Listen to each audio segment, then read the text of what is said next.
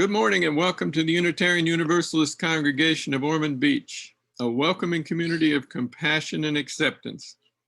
I'm Dan Gribben and I invite you to our virtual service this morning. The in-person discussion group and worship services usually held in our building have been suspended until further notice. We will continue to hold discussion group at 9:15 and worship at 10:30 every Sunday on Zoom until it's safe to hold large group functions again in our building. Today, Dr. James Shupman from Embry-Riddle Aeronautic University is providing our service titled Existentialism and Ethics. If you're joining us for the first time this morning, we extend a special welcome to you. We invite you to stay on the Zoom meeting after the service concludes, when many in attendance enjoy a bit of conversation with each other. We would enjoy meeting you if you would like to introduce yourself.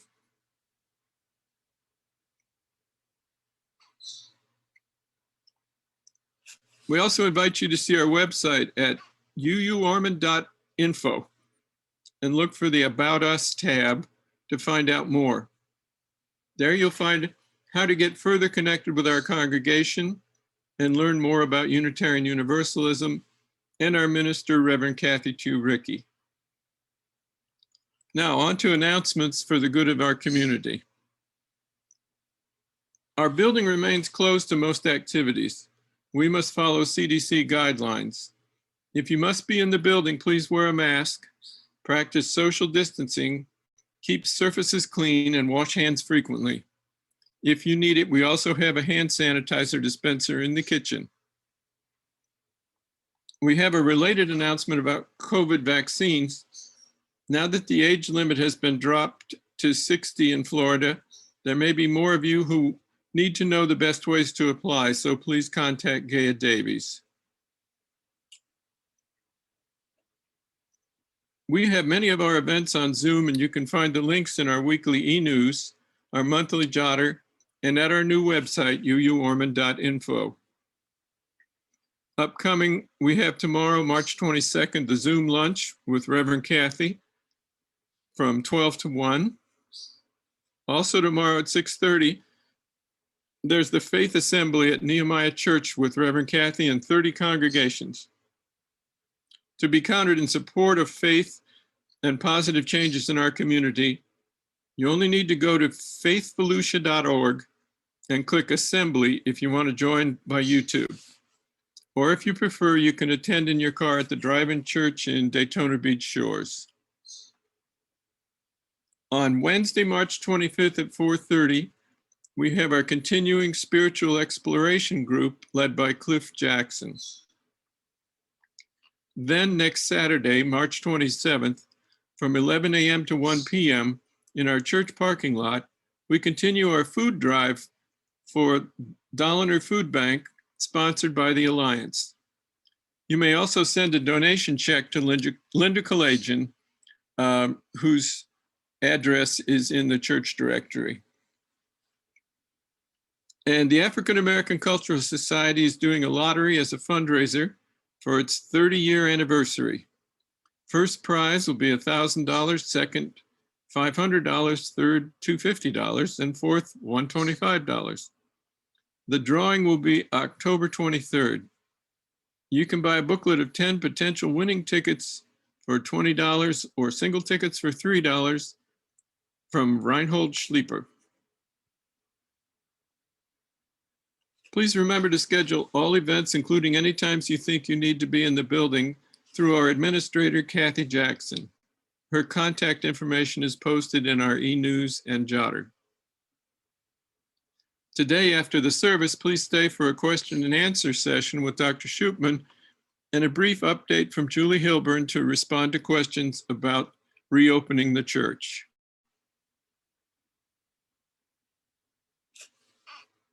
In the absence of a physical passing of the offering basket at this time, we appreciate your continued financial support by mailing your checks for pledges and donations to the church at 56 North Halifax, the address that you see on the screen here.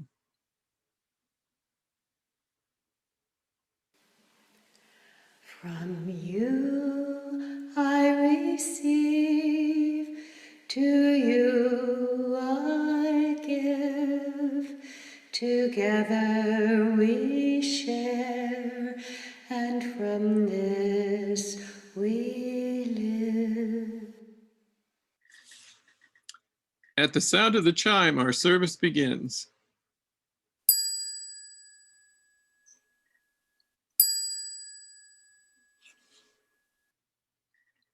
Our call to worship this morning comes from Brene Brown.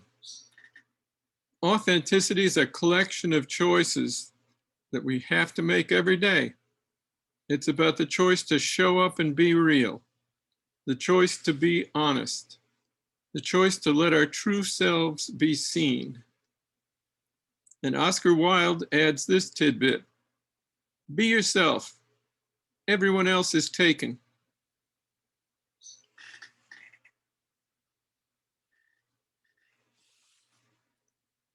I invite you to light a chalice at home if you have one nearby. I'm not too big on fires in the home, but I do have a nice flashlight here.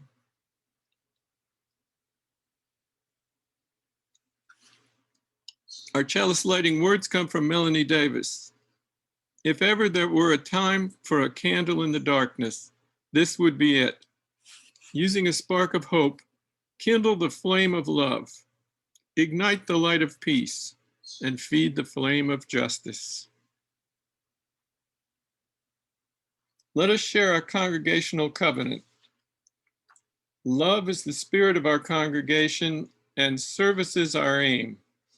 To dwell together in peace and freedom, to seek the truth, and to help one another, these are our goals. Joys and concerns include these. A joy, sponsored by our UU Alliance, we had another good day for collecting food for needy families on Saturday. This time with our religious education children helping too. All donations are going to Jerry Dolliner Food Bank in Ormond Beach. Among the concerns, we express concern for those killed in the spa shootings in Atlanta and for their families who grieve their loss. Another concern, Terry Kolaska has had a surgical procedure this week and is feeling under par. Please send her cards and emails of healing and love. Bill Patterson, one of our choir members, passed peacefully on March 17th, listening to music recorded with him as a Threshold Choir, Heart Song Singers.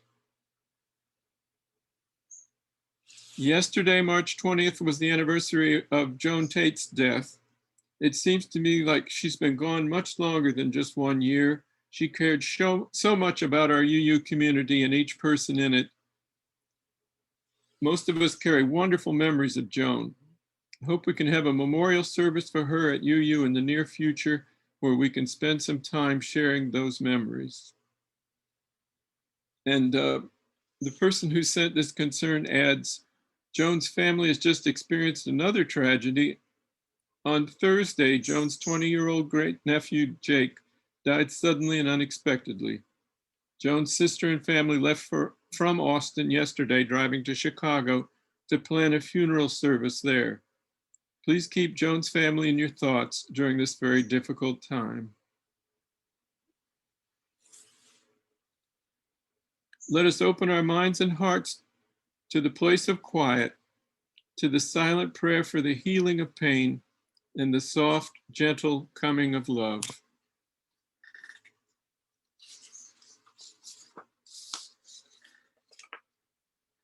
Please join in singing Spirit of Life, played by Janet Strumpus, with a short introduction.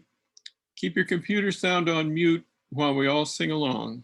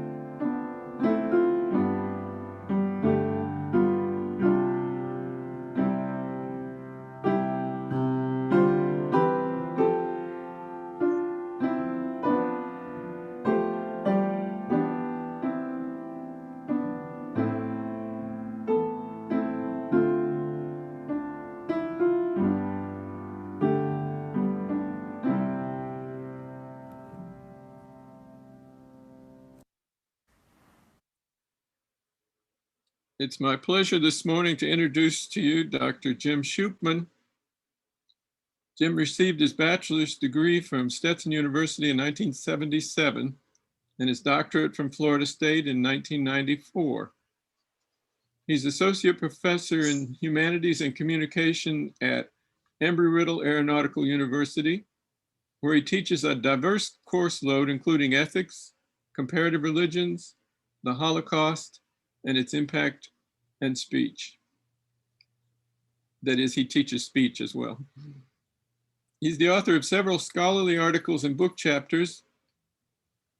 He was ordained into the Baptist Church in 1977 and remains active at Central Baptist Church here in Daytona Beach, where he presently serves as chair of deacons. Jim has been a guest speaker here at our UU for many years. His presentation today draws upon ideas from his book, Patterns of American Popular Heroism, From Roman and Biblical Roots to Modern Media. Jim, take it away. Okay, thanks, Dan. And Dan and Ludi, I keep trying to cut this thing down and it just doesn't want to cut down, but I'm going to work on this. You know, it all comes from an old lecture and who knows what's going to happen here. But I am excited to be back with you folks today. I love sharing with you, Ormond. It's such a pleasure always to share with your congregation. So I'll start by saying that not long ago, I actually had a student use the phrase existential crisis in a sentence, and she almost used it correctly. I was so excited to see that she even knew about the existence of this term.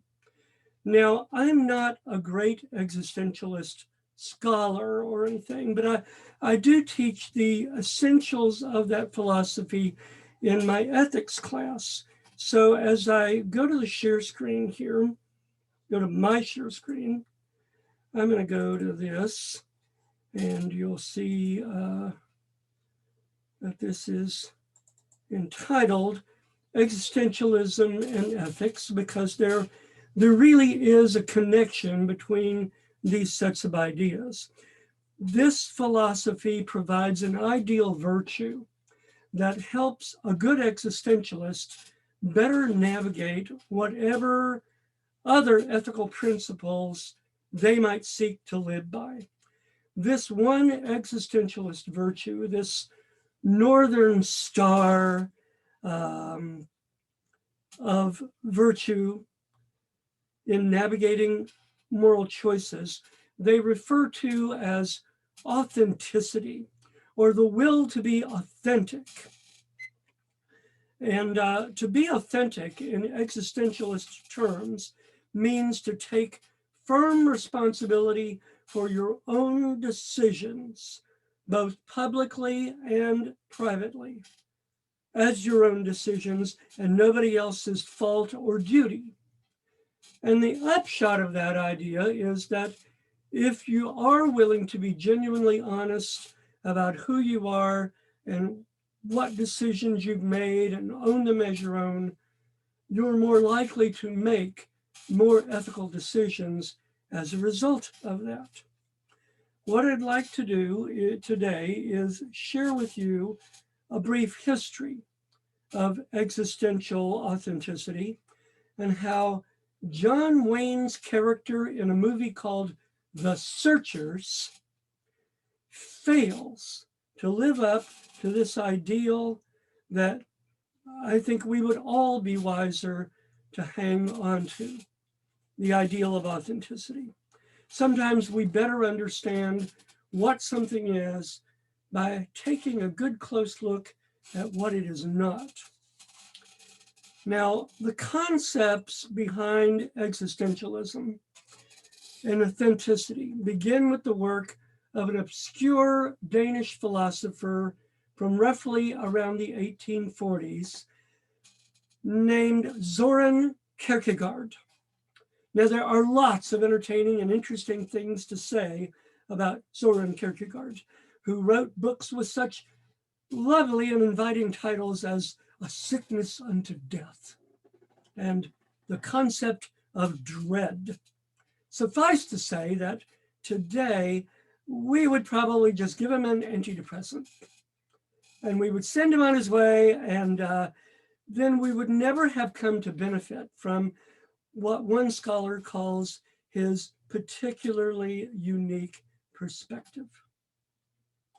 As you see from the slide up here, which I use in my class, Kierkegaard was deeply concerned about this feeling of dread, or angst, he used to call it, due to the consequences of real choices. His philosophy begins with the observation that most of us have this huge sense of freedom to choose, and we hide from that. We're frightened by that. We're disturbed by that freedom and the magnitude of it. We can choose to marry or not marry. We can choose to follow one career or another.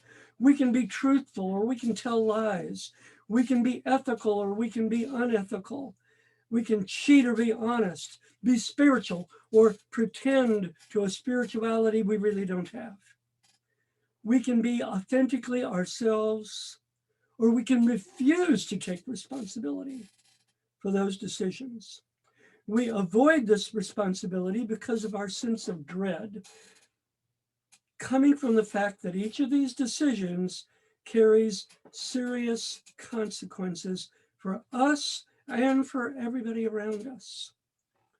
Now, we like getting credit for good decisions, of course, but most of the time, the consequences of our decisions are in the future. We don't know exactly what they're going to be. So we don't like shouldering the blame for any negative repercussions or responsibilities, even if things go well in general. So we buy a pair of shoes that were made in a sweatshop in Taiwan, but we don't let ourselves think about that. We avoid or reject an unpopular person at work or at school or at church because we don't want to catch their unpopularity.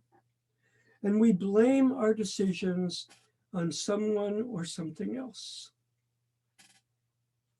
So we avoid our responsibilities by saying, oh, well, you know, I did that because that's what my church insists on, or what my society says is important, or what my parents insisted on. You know, I got a bunch of students who are all engineers because their dads were engineers and expected them to be engineers or pilots. And it's their fault that I'm in this predicament. So we blame our decisions on someone or something else. Remember how the old comedian Flip Wilson used to say, "The devil made me do it." Well, you know, we don't usually shove responsibility for our decisions on the devil nowadays, but often in subtle ways, we shift responsibility for our decisions upon our mother or our father or the demands of my work or the insistence of my friends or whatever. Many, many ways we can try to avoid taking responsibility for where we're coming from. Now, Kierkegaard said this evasion of our anxiety means we're making excuses. And that means we're no longer an authentic person before God. Kierkegaard was very seriously Christian philosopher.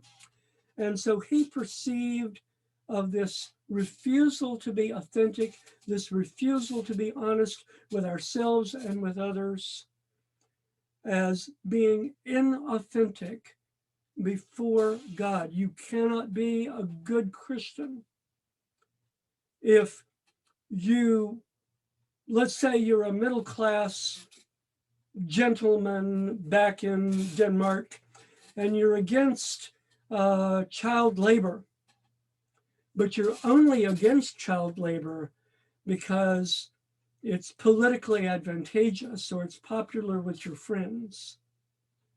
You can't take credit for that because you're not really being honest about where it comes from. So Kierkegaard says to be authentic before God, to live a real Christian life, you need to take responsibility. You need to embrace that anxiety, that dread as the price of doing business by living honestly in this world. Part of the price of authentic living is embracing the angst, not trying to avoid it, and make authentic, responsible choices. So initially, Kierkegaard was brilliant and interesting, sometimes a little hard to read, but brilliant and interesting. But initially, his books just gathered dust on library shelves. Nobody read him for years until these books were dusted off and actually read by mid-20th century philosophers who found him newly relevant in the era of fascism, when people would do things because the party says you should. My culture says it's necessary. My neighbors would report me if I didn't. Agnostic philosophers like Martin Heidegger secularized Kierkegaard's thinking, deepened the understanding of our anxiety over our decisions. Heidegger, who is utterly impossible to read, used to say, we're not just evading responsibility for our decisions because, there are big consequences coming our way, but because we can't live long enough to fix our decisions. We can't live multiple lives in order to get a marriage right, in order to get a career right, in order to fix the consequences of our bad choices. So this thing is resurrected in the World War II era, where authenticity took on new meaning. The person who did the most to give it an interesting new shine was Jean-Paul Sartre. Jean-Paul Sartre, a French philosopher, was much more decidedly atheist, and he insisted that because there is no God, everything is permitted, and there are no ultimate rules in life. At its core, life is absurd, which would be a little off-putting to some people, you can understand. But Sartre made his ideas much more accessible by writing novels and plays alongside articles and books. Like Kierkegaard before him, he felt compelled to offer lovely titles like No Exit and The Flies, Being and Nothingness, and my favorite, Nausea. So that's Jean-Paul Sartre. He starts out by insisting that life is absurd with no rules. There's no rules for what to do, but we still exist. And you can't just lay in bed all day. Well, you could, but you wouldn't get very far. You still exist. You have to make decisions. Even deciding not to do anything is a decision not to do other important things. So you're stuck with existence and you have to do something with it. There's no heaven if what you do is right. There's no hell if what you've done is, by cultural standards, a bad thing to do. Like Heidegger, who joined the Nazi Party to keep his job. But here's the thing. While some people might find that disturbing, Sartre found it incredibly liberating. Even though some people may follow your lead, this freedom is wonderfully liberating, and we are condemned to be free. That's how he put it, because most of us find that freedom terrifying for the same reasons that Heidegger and Kierkegaard suggested. We have to make big decisions with long-term consequences, and we don't want to bear all the responsibility for those consequences. We're frightened of having to take responsibility for what happens when we do things, for what happens when people follow us. So we're stuck with our freedom. Nothing we can do about it, it's there. But we escape our angst by blaming decisions on other people and other forces, as I've already mentioned. We're faced with choices. The devil made me do it, or my mother made me do it. Maybe they're the same thing, I don't know. So anyway, he calls this living in bad faith, the opposite of authenticity. I find it very interesting that the most atheist philosopher uses the most Catholic language. So making excuses for our decisions. Now, when you come to a moment where you've got to make a choice, it's your decision, but you can hide from that. You can hide from that within yourself. You can hide from that with other people, in front of other people, and not take responsibility for this. Refusing to live authentically has become an important concept in Western culture. So I want to talk a little bit about some kind of a case study of what this looks like. Where existentialism is concerned, there are ample motion pictures to draw from. While very few people would identify as, I am an existentialist today, because it's not fashionable in quite the same way that it was fashionable 30 or 40 years ago. It's still more easily understandable and easily embraceable, especially in American popular culture.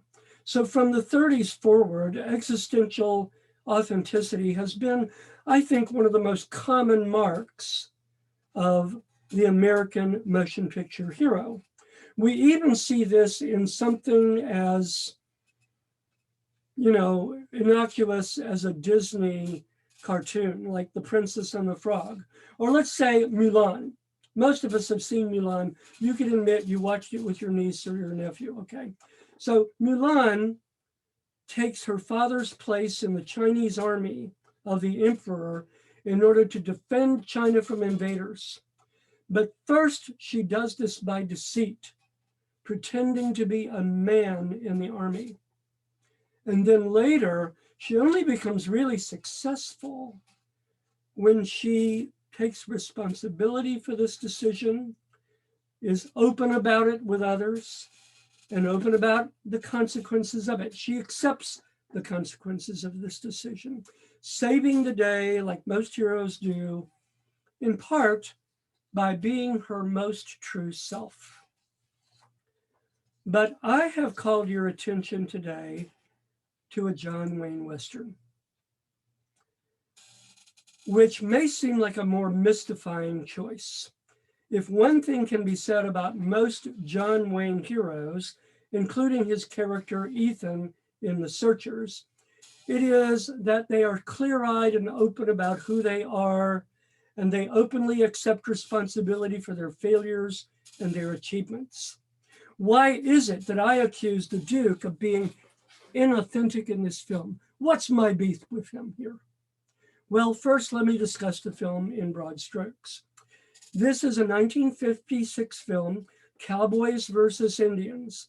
The film, from the famous director John Ford, is regarded internationally as one of the most influential and powerful American films ever made.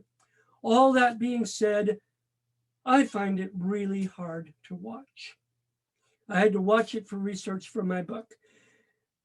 It's so lopsided in its view of Native Americans and the hero's ferociously bitter racism toward them.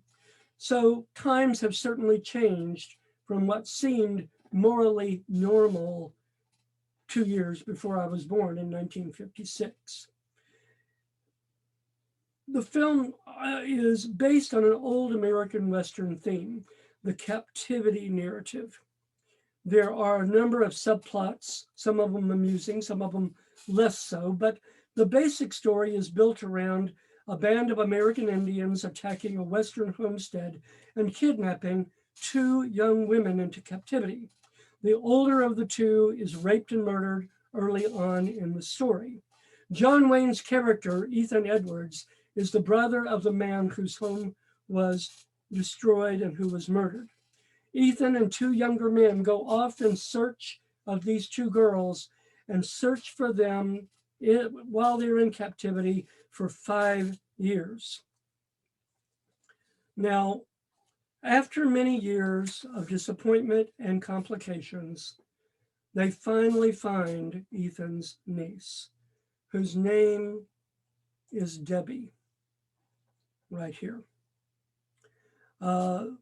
Played by Natalie Wood, of course, not a Native American, in case you wondered. They finally locate her, and she is now married, one of the wives of a renegade chieftain, dramatically and ridiculously named Scar. And so they negotiate to see if they can buy her back from Scar. And they ask Debbie, would you come back with us if we buy you from Scar?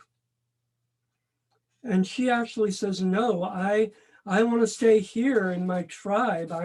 I'm part of the tribe now. I'm Scar's wife, and I choose to stay here. So she's choosing to stay. And Uncle Ethan is so enraged that in a scene shortly after this, he tries to kill Debbie rather than see her turn Native. The only reason she survives is because this young man tries to save her, stands in between her and John Wayne's character, Ethan. And he would rather see her dead than red, literally. Not long afterward, Ethan and a group of Texas Rangers mount a frontal attack to retrieve her by force. But Debbie is now a marked woman. Her uncle has tried to kill her because she turned Native, and her tribe will kill her because she has brought down the wrath of white attackers on her village. She tries to run away, but is confronted suddenly once again by Uncle Ethan. And we're all greatly relieved when he sweeps her up onto his horse and says, "Let's go home, Debbie." And off they go into the sunset. This time, instead of trying to shoot her, he rescues her. Now, I'm sure that in 1956, when my parents saw this film, they were thrilled with the happy ending. I'm afraid I was deeply disturbed. What bothers me the most about this film is that Debbie was never given any choice at all, not by the Native Americans and not by her white family members. When she declared her adult wish that she be allowed to remain in the village where she called home, this was treated as the ravings of a brainwashed woman who could not be trusted to know her own mind. But how does this fit into existential authenticity? Regardless of how he treats Debbie, isn't John Wayne's character, Ethan Edwards, still internally free and an authentic man who accepts responsibility for his decisions? Well, he kind of is. But there is one more existentialist thinker that I discuss with my students when I talk about existential authenticity. Emmanuel Levinas is a Lithuanian post-Holocaust Jewish philosopher. In light of the events of the Holocaust, he's got some legitimate questions about the existence of God and whether or not God exists. Like many European post-Holocaust Jews, his attitude is ambiguous. So in response to Jean-Paul Sartre, he might say, well, yes, Mr. Sartre, it is possible that, as you say, God does not exist and there is no eternal consequence for our deeds. But that doesn't mean there is no consequence. That doesn't mean we're just free to do as we wish. For you have forgotten one very important reality. You have forgotten that not only do we exist, so does our neighbor. Yes, you exist. You're responsible for what happens within your existence. However, you've forgotten to deal with the other reality, the existence of others. And so as in many other things, authenticity is not just about you. We must take responsibility not only for ourselves, but also for the irreplaceable existence of our neighbor. Now, you can see how this would fit with his experience of losing his whole family to the Nazis in World War II. Inauthentic Nazis who just saluted and obeyed orders and did terrible things without thinking about the consequences. Respect for our irreplaceable neighbor begins with respect for their very lives. But there is another aspect to their existence that we need to respect. That is respect for their freedom to make their own choices, so long as those choices do no harm to others. Debbie had chosen to remain with her newly adopted family within the warmth of her tribe, which she called home. The Duke's true existential crisis at this moment was, will I let Debbie make her own choices as a thinking, choosing adult? And in the end, he refused to do that. Like so many men in relation to women in that culture, he refused to let a young woman have the same freedom and integrity that he insisted on having for himself. Levinas suggests that the ideal of authenticity is about more than just your freedom and integrity. It's allowing others to make their own decisions and take responsibility for their consequences. To love without reward is true authentic living. And that means even when we think we know better and we're so much wiser than others, giving other people the right to make their own choices. I think that's the greatest challenge to truly authentic living. And in this case, what I call the Duke's deficiency in authenticity. Thank you. There you go. Thanks, Jim. We extinguish this flame, but not the light of truth, the warmth of community, or the fire of commitment. These we carry in our hearts until we are together again.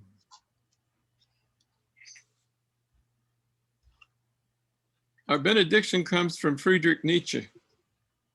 The individual has always had to struggle to keep from being overwhelmed by the tribe. If you try it, you will be lonely often and sometimes frightened, but no price is too high to pay for the privilege of owning yourself.